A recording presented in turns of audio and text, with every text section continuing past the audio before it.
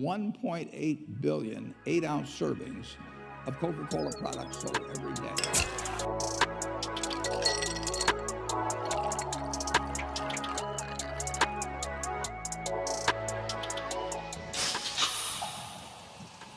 Coca Cola दुनिया का सबसे ज़्यादा जाना जाने वाला ब्रांड और शायद सारे टेक जाइंट से भी ज़्यादा लोग इसे जानते हैं। और क्योंकि इनकी ग्लोबल ओमनी प्रेजेंस है और इंस्टेंट रिकग्नाइजेबिलिटी है, इसमें तो कोई शक नहीं कि कोका कोला इतना ज़्यादा सक्सेसफुल क्यों है और क्यों ये वॉरेन बफेट की सबसे ज़्यादा सक्सेसफुल इन्वेस्टमेंट में से एक है।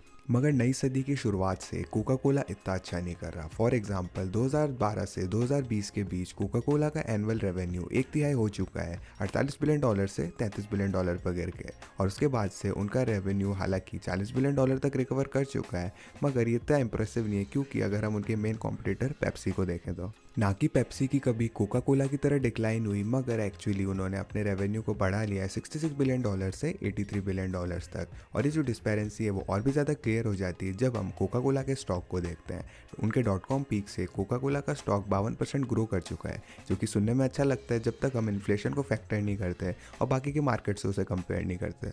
1998 की $1 की वैल्यू आज $1.83 होती। दूसरे शब्दों में उनकी रियल वैल्यूएशन को मेंटेन करने के लिए कोका कोला को 83% ग्रो करना होता, मगर वो सिर्फ 52% ग्रो कर पाए। इसका मतलब ये है कि उनकी असली वैल्यूएशन एक्चुअली 30% तक गिरी है।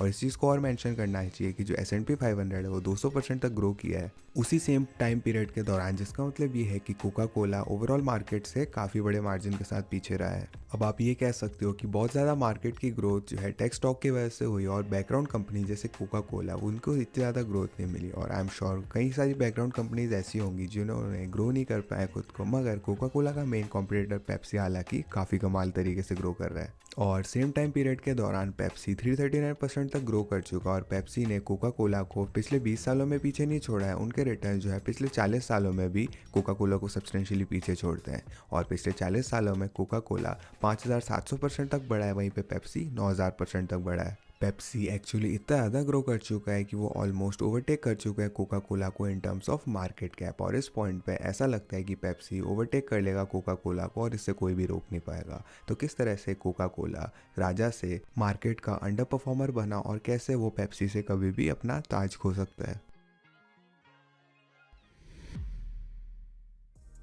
ज़्यादातर केसेस में ऐसे डिक्लाइन जो है एक ही फैक्टर की वजह से नहीं होते। यहाँ पे कई सारे साइमल्टेनियस इवेंट होते हैं जिसकी वजह से कंपनी ख़त्म होती जाती है, मगर ये केस नहीं है कोका कोला के साथ। इनफैक्ट जो पूरा कोका कोला की ग्रोथ और उनके सब्सिक्वेंट लैग ग्रोथ है वो एक्सप्लेन की जा सकती है सिर्फ एक ही फैक्टर से। ये एक्चुअली एक अकेला इंसान है, रॉबर्टो गोइज़ुएटा। ज़्यादातर में से आप लोगों ने इसका कभी भी नाम नहीं सुना होगा, मगर ये इंसान एक्चुअली अकेला रिस्पॉन्सिबल है कोका कोला को वो बनाने के लिए जो कि आज वो है। और अगर आप मुझ पर यकीन नहीं करते तो आप इस चीज़ को देखो, रॉबर्टो चेयरमैन और सीईओ बने कोका कोला के 1981 में।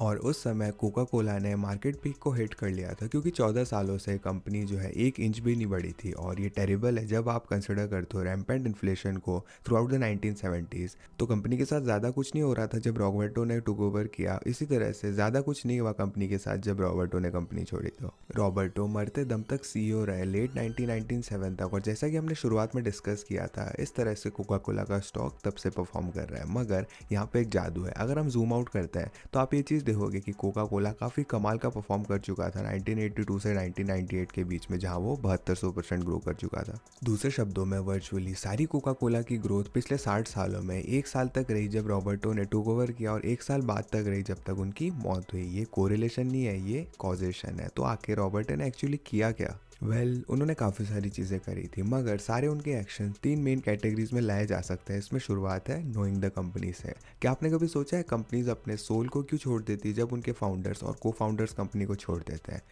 ये इसलिए होता है क्योंकि ऐसा रेयरली होता है कि कोई भी दुनिया में ऐसा इंसान मिले जो कि कंपनी को उनकी तरह ही जानता हो। तो एक बार जब फाउंडर्स कंपनी को छोड़ देते हैं, हर हिस्सा कंपनी का और ज़्यादा जेनरिक होता जाता है जब तक कि कंपनी एक सोललेस कॉर्पोरेशन हो जाती है। रॉबर्टो फाउंडर तो नहीं थे कोका कोला के, मगर उन्हें कंपनी को बहुत अच्छे से जानते थे, जैसा कि हर कोई फाउंडर जान सकता है क्योंकि वो शुरुआत से ही रहे थे कंपनी के साथ। रॉबर्टो एक क्यूबन रेफ्यूजी थे जिन्होंने कंपनी को ज्वाइन किया था एंट्री लेवल फैक्ट्री वर्कर की तरह अपने अर्ली 20s में। और जैसा कि वो कंपनी के साथ रहे लिटरली अपनी पूरी ज़िंदगी भर, तो जब तक वो सीईओ बने उन्हें पता था कंपनी किस तरह से चलती है। और ना ही सिर्फ वो कंपनी को जानते थे, मगर वो बड़े बड़े रिस्क भी लेना जानते थे, जो कि हमें दूसरे की एट्रीब्यूट पे लेके आता है, वो है रिस्क टेकिंग। रॉबर्टो के आने से पहले Coca Cola extremely conservative company थी। इनफैक्ट उस कंपनी ने कभी भी अपनी एंटायर 100 साल की हिस्ट्री में पैसे उधार नहीं लिए थे। रॉबर्टो ने इस ट्रेडिशन को पूरे खिड़की से बाहर फेंक दिया और बिलियंस उधार में ले लिए ताकि इंटरनेशनल पे दाव लगा सके। उन्होंने बहुत सारा पैसा इंटरनेशनल वर्टिकल इंटीग्रेशन में लगाया। फॉर एग्जाम्पल, उन्होंने $30 मिलियन खर्च करे एक स्टेक को एक्वायर करने के लिए फिलीपीन की बॉटलर कंपनी में, और ये स्पेशली रिस्की था क्योंकि न कि सिर्फ कोका कोला का लार्जेस्ट इंटरनेशनल इन्वेस्टमेंट था ये, मगर पेप्सी का भी 2-1 लीड थी फिलीपींस में। मगर एटलीस्ट वो इन्वेस्टमेंट कोका कोला के खुद की पहुंच में ही था।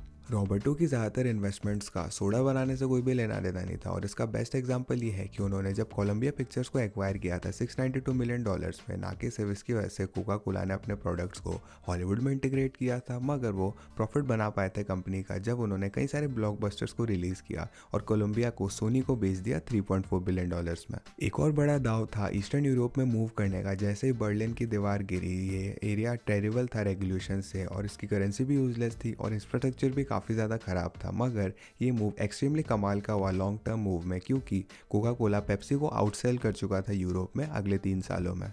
रॉबर्टो सिर्फ रिस्की नहीं थे जब बात आती थी एक्सपेंशन, इन्वेस्टमेंट्स और इंटीग्रेशन की। रॉबर्टो ने मैसिव दाव लगाए थे कोका कोला के फंडामेंटल बिजनेस में भी। फॉर एग्जांपल, प्रेसिडेंट होने के नाते उन्होंने कन्विंस किया था लीडरशिप को कि वो शुगर से हाई फ्रुक्टोज कॉर्न सिरप पे स्विच करे, जो कि 40% सस्ता आता था। इस सक्सेस की वजह से एक्चुअली उन्हें प्रमोशन मिला सीईओ पे। सीईओ बनने के बाद रॉबर्टो के दाव और भी बड़े होने लगे, और उनका जो पहला दाव था वो था डाइट कोक के साथ। ज़्यादातर जो कोका कोला की लीडरशिप थी वो वेरी थी प्रोडक्ट के ऊपर, क्योंकि रॉबर्टो ने नाकि से बहुत सारी स्टडीज़ और टेस्ट टेस्ट को स्किप किया था, मगर वो फ्लैगशिप ब्रांड कोक को भी जोड़ना चाहते थे प्रोडक्ट के साथ। डाइट कोक जो है वो most successful consumer product launch बना पूरे दशक का। इसका मतलब ये नहीं कि रॉबर्टो के सारे दाव सही से चले थे। उनकी सबसे ज़्यादा फेमस फेलियर में से एक थी न्यू कोक। अगर आपको न्यू कोक के बारे में पता नहीं है तो 1985 में रॉबर्टो ने जो अपने बेस्ट सेलिंग प्रोडक्ट कोक है उसका फॉर्मूला ही रिप्लेस कर दिया पेप्सी से कम्पीट करने के लिए।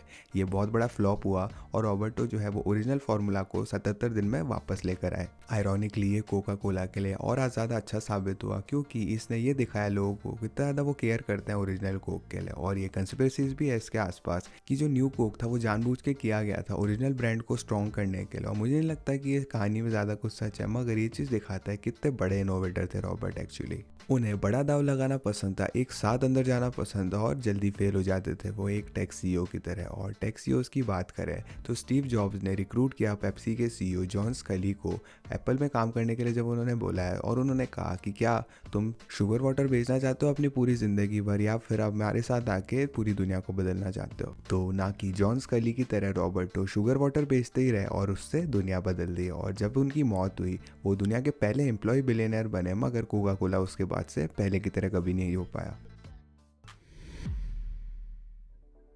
ऑलमोस्ट इंस्टेंटेनियसली कोका कोला अपने कंजर्वेटिव वेज में आने लगा था। उन्होंने कट बैक करना शुरू कर दिया अपने प्रोडक्ट लाइन को और सिंप्लीफाई करना शुरू कर दिया जितना वो कर सकते थे। फॉर एग्जांपल, न्यू कोक याद है?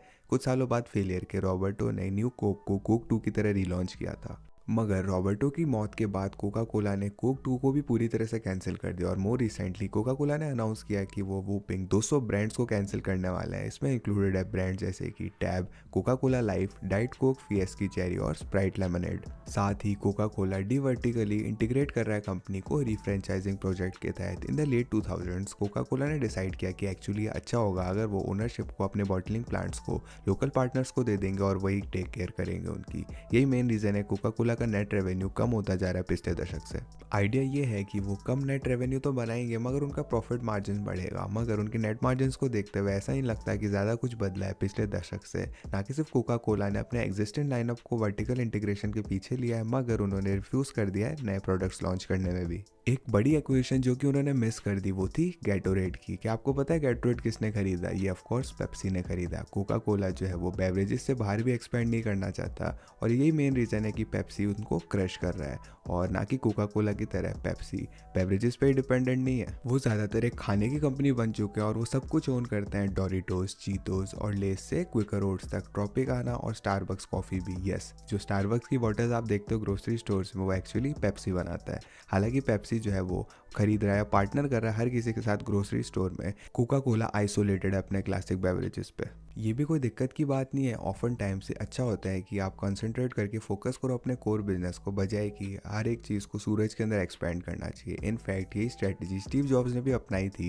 एप्पल को बचाने के लिए, जब पेप्सी के सीईओ जॉन स्कली ने उसे ज़मीन पे पहुंचाया था। मगर वहाँ पे एक डिफरेंस है एप्पल और कोका कोला के बीच में। एप्पल ऐसे निश पे फोकस कर रहा है जो कि एक्सपोनेंशियली ग्रोइंग मार्केट में है। कोका कोला वहीं पे दूसरी तरफ ऐसे ग्लोबली डिक्लाइनिंग मार्केट पे फोकस कर रहा है। और ऐसा नहीं है कि लोग जो है सोडा पसंद नहीं करते, रेदर ये चीज़ है कि लोग और ज़्यादा हेल्थ कॉन्शियस हो चुके हैं और वो शुगरी ड्रिंक्स को अवॉइड करते हैं। इनफैक्ट पिछले 20 सालों में ट्रेडिशनल सोडा की सेल जो है 25% तक गिर चुकी है यूएस में। ये single largest American dietary change को मार्क करता है पिछले दशक में। इनफैक्ट जो सेंटिमेंट है अगेंस्ट सॉफ्ट ड्रिंक्स का यू टर्न इतनी खराब तरीके से ले चुका है कि जो बॉटल में पानी है वो ओवरटेक कर चुका है सोडा को। फॉर्चुनेटली कोका कोला का लार्ज प्रेजेंस है बॉटल वाटर इंडस्ट्री में, क्योंकि उनके पास डसानी, सीएल और स्मार्ट वाटर है। मगर पानी एक समय तक ही उन्हें ले जा सकता है, क्योंकि मैसिव डिक्लाइन तो आ ही चुका है सोडा इंडस्ट्री में।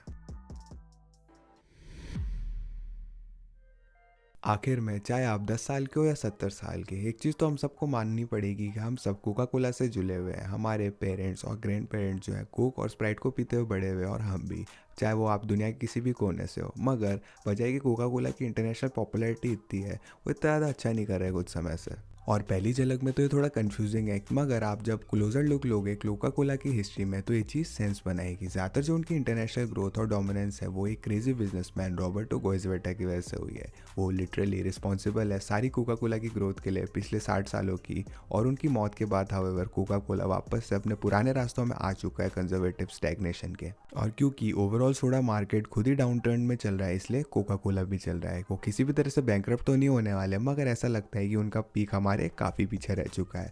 और ये चीज़ जो बची है वो एक स्लो पेनफुल डिक्लाइन है, जब तक कि उन्हें कोई और रॉबर्टो नहीं मिल जाता। क्या आपको रियलाइज़ हुआ कितना अच्छा परफॉर्म किया पेप्सी ने? कमेंट करके ज़रूर बताना। साथ साथ इस वीडियो को लाइक कीजिएगा अगर सोडा नॉस्टैल्जिक है आपके लिए। और ऑफ कोर्स हमारे डिस्कॉर्ड कम्युनिटी को चेकआउट कीजिएगा फ्यूचर वीडियो आइडियाज़ देने के लिए। और चैनल को सब्सक्राइब कीजिएगा बाकी क्वेश्चंस लॉजिकली आंसर देखने के लिए। मैं था चिरंजीव, मैं मिलता हूँ आपसे अगली वीडियो में।